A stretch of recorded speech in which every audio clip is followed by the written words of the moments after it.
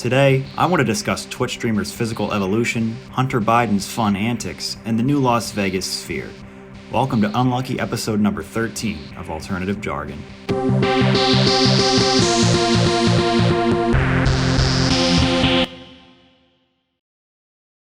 Ladies and gentlemen, welcome back to Alternative Jargon episode number 13.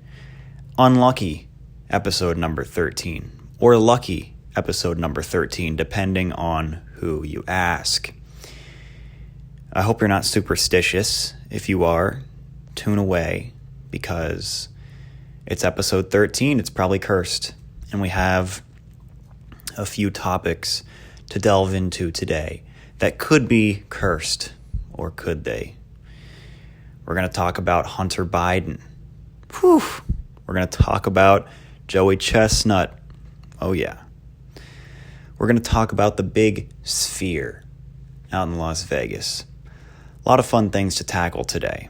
But being episode number 13, I wanted to start the episode off by talking about superstitions and, how it's weird that some of these weird superstitions in our culture, they come from old things that are now completely irrelevant or just bygones, right? Superstitions could be anything from, cross your fingers, hope it happens, to don't break a mirror, it's bad luck, or watch out for black cats, right? Kind of racist. And these were things that were probably said and believed back during the same time when, people would slaughter women because they were a witch, because they came down with like a common cold or something. Superstitions are weird. Okay, somebody probably saw a black cat and said, that's bad luck. And then they went and they murdered their wife because their wife saw a ghost or something, right? The Salem witch trials were something else. Very interesting history. Have you ever done the Bloody Mary thing in the mirror by yourself? Whatever happened to Bloody Mary? I remember she had a chokehold on my life when I was 6 years old. I was completely terrified to be in the bathroom in front of the mirror by myself. Whatever happened to Bloody Mary? I should have brought her up in my previous episode where I talked about ghosts. I never did get around to talking about Bloody Mary, but, come to think, I've actually never done Bloody Mary in the mirror by myself. All these years later, still haven't done it. Might still be a little bit scared, either consciously, subconsciously, whatever. I would go try the Bloody Mary thing right now, but I do not have the right ingredients to make the cocktail right now, and I don't feel like going out to buy them. So, yeah. But I just wanted to start the episode off talking about a little bit of superstitious stuff, right? And sort of related to this, it's interesting. I saw a little while back how much of our lingo in our culture, or our jargon, comes from baseball in the United States, right? Oh man, he tried to hit on that girl at the bar, but he struck out. We really think this project could be a home run, right? It's crazy they've been dating for a year and they're only on first base. All these things, they're all about baseball. And I hope that someday that this terminology happens for esports. If esports ever get big enough, I don't think they will, but if they did, our language could just turn into Adderall and caffeine-fueled unintelligible sputtering, right? If you've ever heard these esports people talk, It's not English. I think they speak in hieroglyphs. And look, our attention spans are dwindling as a collective group. And someday, our language is going to be like a stenographer in a courtroom, right? You're going to walk up to your friend and just like make a noise, and they're going to know exactly what you're talking about. We're going to go backwards, but going backwards is actually forwards. When we're all standing around in 10 years talking like cavemen, it's actually going to be more economical and more,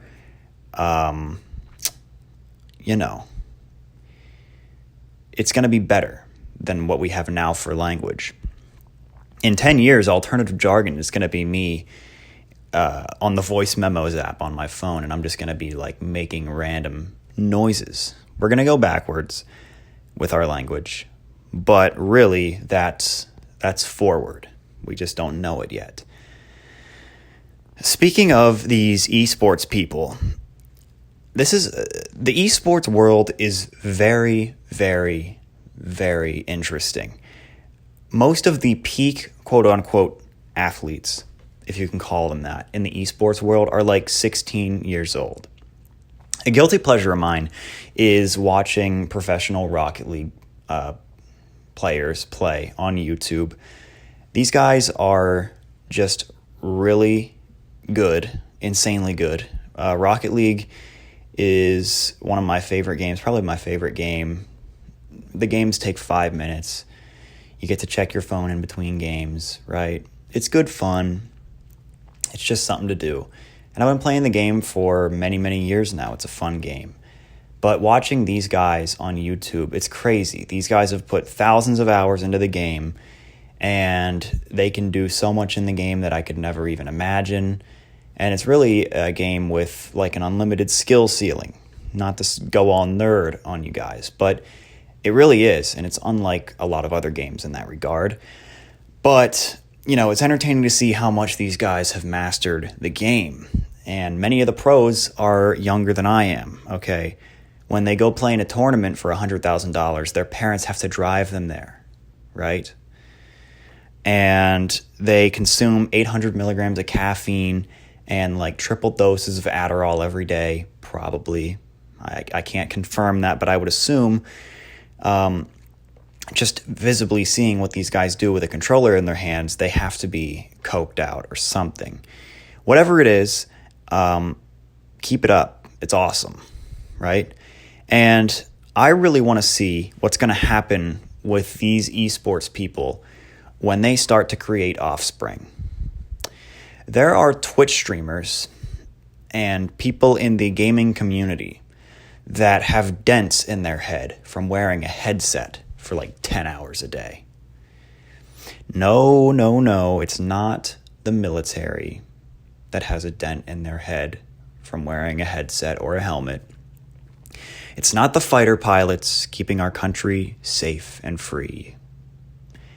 It's not the men and women on bases around the world who have to wear heavy equipment all day that have dents in their skull from said equipment. It is your friendly neighborhood Twitch streamer. These guys are physically evolving themselves or devolving. Which one is it? Remember, did you learn about in school, like those tribes, I think in Africa or somewhere, I forget where, but they would take kids, and while their head was still soft, they would like wrap stuff around them, so then they had like these elongated skulls. For whatever reason, probably religious purposes or something, I don't remember, but they would like modify the skulls of their kids while their head was soft. And, Twitch streamers are doing the same thing. Except these guys, as far as I know, do not have soft heads still. These are grown men with headphone imprints in their skull, right? And their brain is fried. They haven't seen the light of day in a few weeks. They, even with their blue light glasses on, they're probably going to get glaucoma in a few years or something, right? Staring at a screen for that long every day can't be good. Their neck has a 90-degree turn in it from leaning into their monitor. Interesting breed of people. Very interesting breed of people. It's worth it, though. I mean, have you seen how much money these guys are raking in? Unbelievable amounts of money. That new platform, Kick, that just released or whatever, is signing all of these streamers for hundreds of millions of dollars and stuff. It's unbelievable. So, but like I said, I want to see when these Twitch streamers, if they ever get married and, have kids, I want to see what their kids come out like. Is their kid gonna come out of the womb with like a Grand Canyon in the middle of his skull? Like, the kid's gonna be born, and you're gonna be able to take a pair of Astro gaming headset or Turtle Beaches, and it'll just like, you'll hold it up to the baby, and it'll just like, they'll just like snap onto the head. You won't even have to like put them, like it'll be like a magnetic pull if you get a headset near this baby. Like, just snap on to the head. It'll look like Drew Brees' baby when he won the Super Bowl and they put the headphones on. Straight out of the womb. Get the kids on the controller. Get them that $1 million contract. In 20 years, it's not going to be, all the head injuries from football. All the parents are going to say, I don't want my kid playing football. They're not going to get CTE. I'm not letting that happen. Listen, mom and dad, you don't let them play football, they're going to get a different type of head injury from sitting in front of the screen all day. All right? Either A, you let them play football, and 20 years down the line, they get CTE and murder their whole family or something, or go Antonio Brown mode. Or you just let them play esports, and then they'll just have a modified skull. It's one or the other. It's a double-edged sword, but you got to pick one or the other. I suppose you could also just have them play a different sport. But for the sake of that joke, I'm only going to give the parents two options. Which type of head injury would you like your kid to have?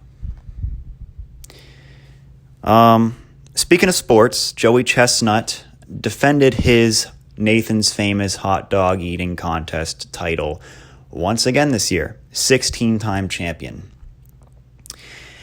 Originally, the contest was going to be canceled due to lightning. I guess they couldn't move it inside or something. But bystanders at the event reported that upon hearing that news, Mr. Chestnut beat one of the event organizers close to death, and with a hot dog, by the way, and choked him out like the protester last year. And then they said, you know what, the show goes on. Do it for Joey. That's a joke. That didn't actually happen. But I think it's very ironic that in last year's contest, the only person on that stage who was choking was someone not shoving wieners down their throat. The only person at the contest who was gasping for air was the one that was getting a chokehold slam from one of the competitors, not one of the people shoving 50 hot dogs down their gullet in 10 minutes. A little bit ironic and a little bit awesome. Fun fact. But anyway, the show went on, and Joey did claim another championship. No surprise there. He only got 62. His record is 76. But hey, look, you can't set a record every year. He still won, right? But, I love people like Joey Chestnut who specialize in one very specific thing, and they come around like once a year on their day, whatever it may be, and they're iconic for like a single day. I think about people like Mel Kiper during the NFL draft, Bobby Bonilla when he gets paid every year, Santa Claus, he's on that list. And you always have to sit around and wonder, what do these people do for the rest of the year when they're not in the spotlight, right? Does Joey Chestnut just go home and start to get ready for next year? 364-day training program, all to get ready for the next July 4th Coney Island excursion. Who knows? But I have a question, and I'd like you to all take this very seriously. Have we ever seen Joey Chestnut outside of the contest? Have we ever seen Joey Chestnut somewhere other than Coney Island? Have we? Does Joey just spawn in every 4th of July on Coney Island? Something to think about. Well, one of the things I want to know about this contest is what happens to the toilets after the contest. You want to know why there's no post-game interview for the Major League eaters after the Nathan's Famous hot dog eating contest? It's because they physically can't. The only sound that their body is able to produce for a little while after that contest is coming out their other end, if you know what I mean. All right. Those guys can't do a post-game interview. If they open their mouth to try to speak, there's going to be something else coming out of their body, and it's not going to be words, okay? It is not going to be words. I think, honestly, that the hot dog eating contest has reached a big enough audience and a big enough stage that we can start to get some better and higher level coverage of the event. We can get some better coverage of the hot dog eating contest. All right. When these guys are on stage and they're doing their thing, right? We have the wide angle, we have the close up. Let's get a CAT scan or X-ray cam on Joey Chestnut next year, along with the rest of the field. I want to see the hot dogs and buns making their way through their gastrointestinal system live as the contest happens. All right, do you remember Sports Science on ESPN? Let's make it like that. We need to do a study on why Joey is so far ahead of the rest of the field in this contest, in his craft, right? We need the X-ray cam, the CAT scan cam, to see exactly what is going on inside Joey Jaws Chestnut body. That's what we need. All right. Now, the only downside to this is that next year his competitors might come back with surgically modified intestines so that they can finally beat him, because there's got to be something going on in this guy's body that makes him like a freak of nature, because no one ever comes close to him in this contest. No one ever touches him in this contest. Joey Chestnut is choke slamming a protester, a vegan protester on stage last year. And he still beats everyone by double digits. And he claims he lost 5 dogs due to that protester. And he doesn't get a do-over. Right? That's an American hero right there. A guy stuffing his face with genetically modified meat. Right? Where's the Nathan's Hot Dog Factory? It's probably one of those ones where they throw the pigs on a conveyor belt and then just put them in the Toy Story 3 trash compactor flame thrower, and then put them in a conveyor belt and it's pink sludge and they turn it into hot, right? There's nothing real about the hot dog. There's some meat in there. There's some other stuff. They might grind up trash and throw it in there. I mean, throw some mustard on it. I'm going to eat it. Are you kidding me?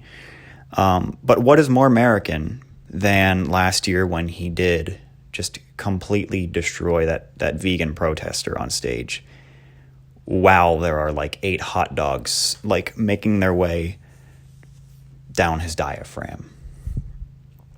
Amazing stuff. But, I want to be able to go on maxpreps.com and I want to see Mr. Chestnut's X-ray cam and I want to see his entrails contorting to get the 76 hot dogs down. So if I'm the event planner, if I'm the broadcaster at the Nathan's Famous Hot Dog Eating Contest, I am saying, look, guys, can we get these guys to wear those big, heavy gray things that they put on the dentist? They put them on you at the dentist. And so when you have to get x-rays of your teeth, you don't get lymphoma or something, whatever, cancer. Let's throw those big, heavy lead vests on all the competitors and let's see the x-ray cam. Let's see the dogs and the buns making their way through their system. We need a film study for this. The level of broadcast and the level of coverage is just not sufficient enough for me. I don't know about anyone else, but for me, I need a little bit more, right? Every year, it's bigger and bigger. Joey Chestnut is a staple every time this year. The contest is a staple every time this year. It's time for an upgrade. It's time to get some better coverage. Now, speaking of coverage, let's talk about the MSG Sphere in Las Vegas, which is covered in pixels. Millions and millions of pixels that can be programmed to show anything. Have you guys seen this thing? It's been all over my social media the past few days. It's this giant sphere that they built in Las Vegas. And it's 366 feet tall. It's 516 feet wide. It's very, very large, okay? Just to put that in perspective, I think that makes it taller than the Eiffel Tower. I think the Eiffel Tower, how tall is the Eiffel Tower? No, not the Eiffel Tower. Statue of Liberty. It's like taller than the Statue of Liberty. It's huge. Inside, it has like an 18,000 person capacity for like live music and stuff. It's got a bunch of seating, and it's got even more screens inside for a quote-unquote immersive experience like we've quote-unquote never seen before. It looks pretty cool. I've seen videos of it lit up to look like a rotating globe. I've seen videos of it lit up to look like it's on fire, like there's some kind of portal in it or something. Very interesting project. And it's going to open this September, and the first show is going to be a U2 concert. Kind of random. When I think of artists that could really utilize this technology to immerse their crowd in an amazing experience, the first band that comes to mind is definitely not U2 to open this thing up. I think of, a billion other people that could put on a better show than U2. Granted, I'm not familiar with their entire music catalog, but I know that they're kind of just they're a rock band.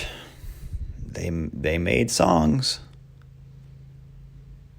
Not quite what I imagine when I think, okay, I want to go to this concert in Vegas and have a sensory overload in this giant sphere. I don't think of U2. That's for sure. That's for sure.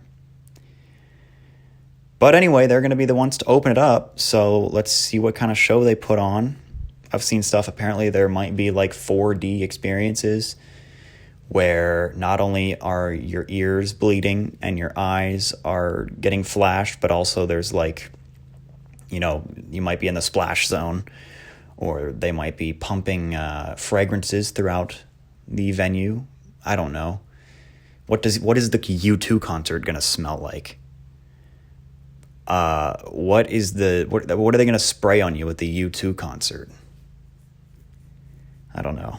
I remember one time for one one elementary school field trip, we went to Baltimore, like the aquarium, for a field trip. And they had this one 4D show where you sit down in this room and you put on 3D glasses, and it's a movie theater. And you watch this nature documentary about, whatever, animals.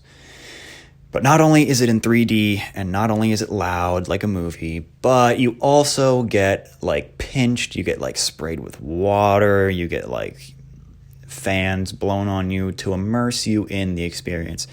And as a kid, I absolutely hated it, right? They're showing a picture of a crab or a spider, and then all of a sudden you get pinched on the back, and it's all right, I don't need that kind of immersion, right?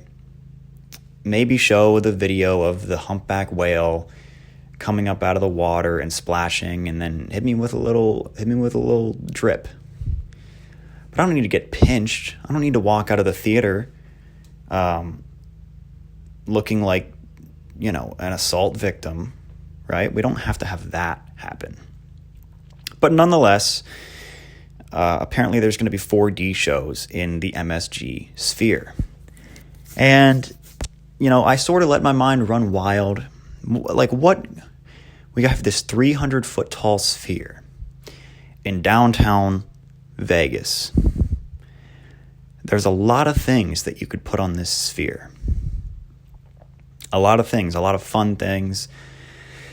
But I think the thing that I want to see most on the MSG sphere, I want to see a 24/7 Hunter Biden live cam feed. The cameras they use for Google Earth, where they drive around in the van and the camera has 360-degree view. I want to strap one of those on Hunter Biden's head, and I want it live streamed to the MSG sphere 24/7. Let's keep up with Hunter. I want to know what Hunter's doing. Hunter Biden is the most fun person in the entire world right now. Hunter Biden, look, he's the president's son. He can pretty much do whatever he wants. And he is one of the only people in politics who is not afraid to just fully come out and say, yeah, I can pretty much do whatever I want. Everyone knows that politicians, they abuse their power, right? They do what they want because they can, because they make the rules and all their buddies make the rules, and they can get out of a lot of things.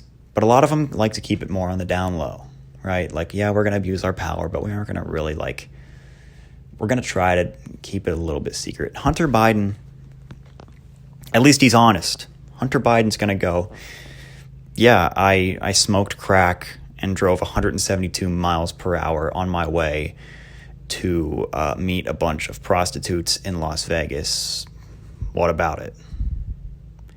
At least Hunter is honest. At least Hunter is transparent. And for that reason, he loves to record everything he does anyway and put it on his laptop.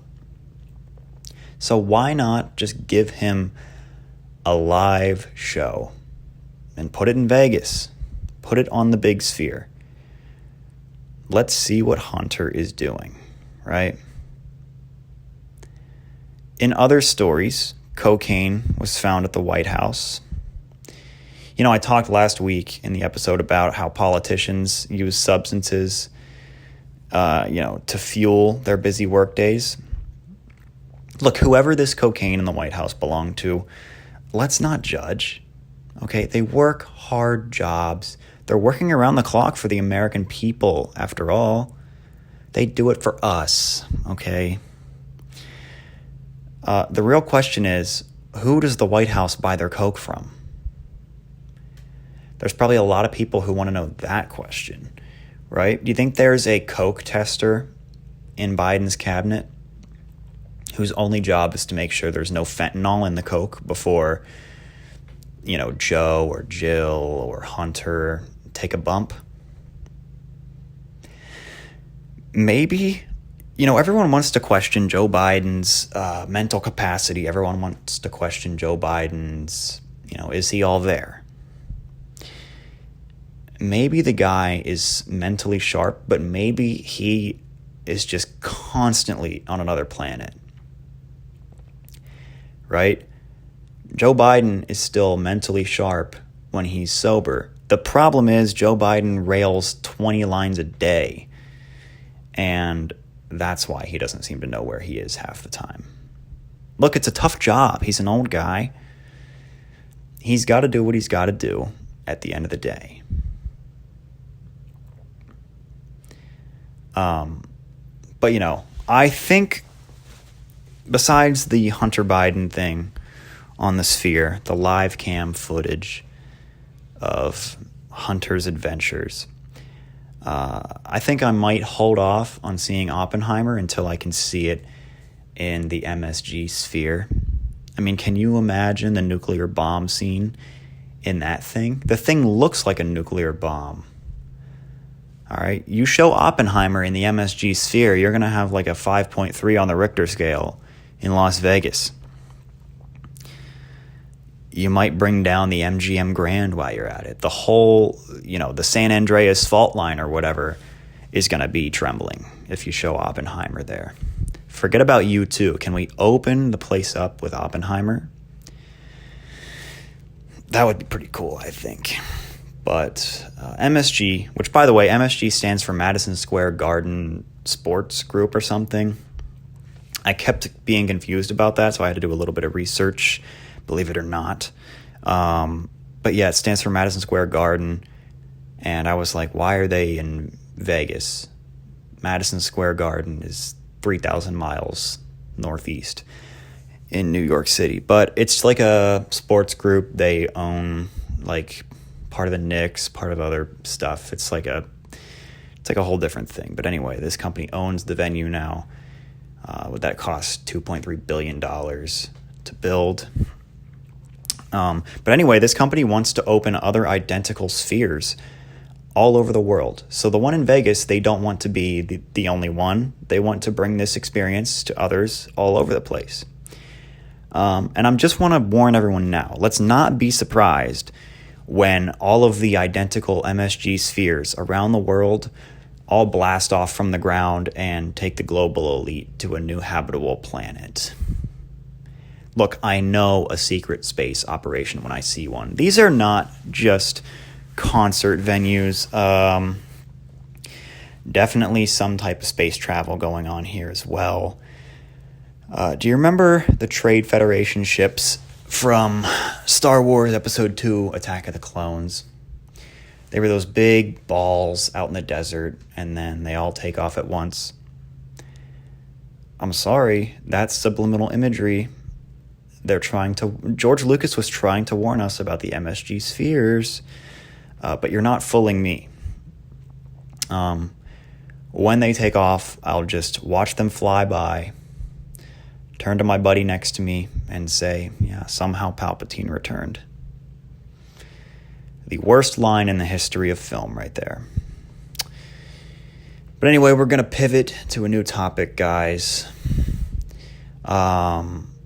I just recently finished reading A Song of Ice and Fire by George R.R. Martin, or What's Been Done of It Already. If you didn't know, those are the books that Game of Thrones is based off of. There's 5 books total.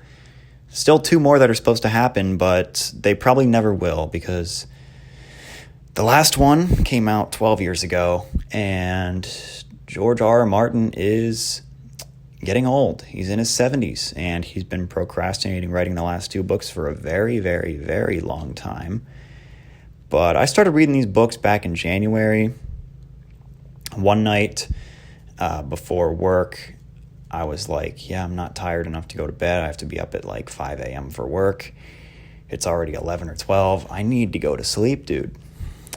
And one thing that always has helped me tire myself out is reading. So I picked up the first book off my shelf. I got it at a thrift store years and years and years ago. Never really opened it. And I started to read it. And then I started to read it some more. And then like a week and a half later, I was done with it. And I was like, yeah, that was kind of cool. So I just decided to read the whole series.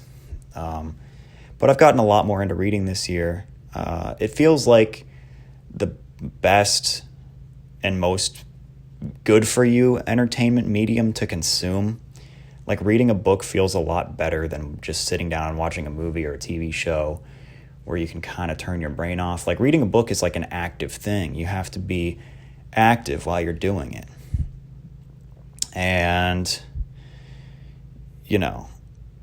I think that's, like, obviously I want some entertainment in my life. Who doesn't?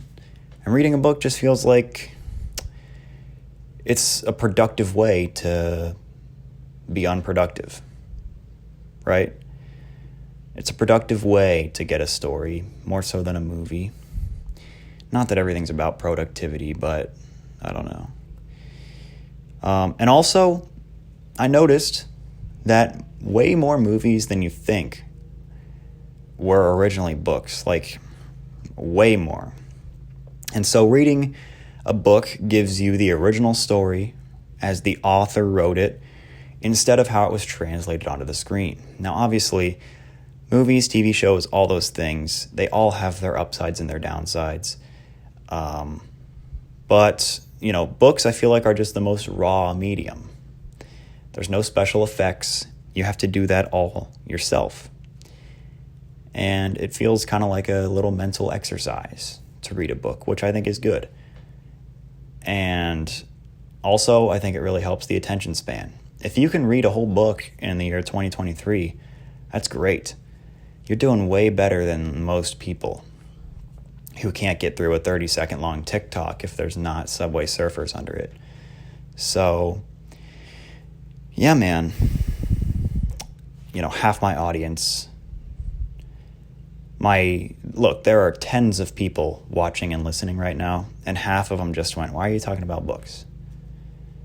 Can we go back to talking about Hunter Biden doing crack and driving 200 miles per hour to go meet up with prostitutes?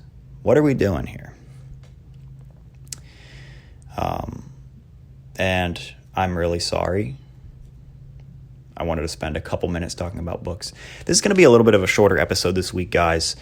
I am going to the beach tomorrow, and I was really busy this week. I didn't have a whole lot of time to write up a script, and also it's unlucky episode 13. We can't dwell on this one for too long, or something bad could happen. So that's honestly going to wrap this episode up for the week. This is the first time an episode has been under 40 minutes in a very long while. But nobody has time to look. You have another podcast you want to get to. You want to switch back to listening to your liked songs on Spotify. So I'm going to let you get back to that. I'm going to let you go. Thank you for listening, and we will see you next week on Alternative Jargon.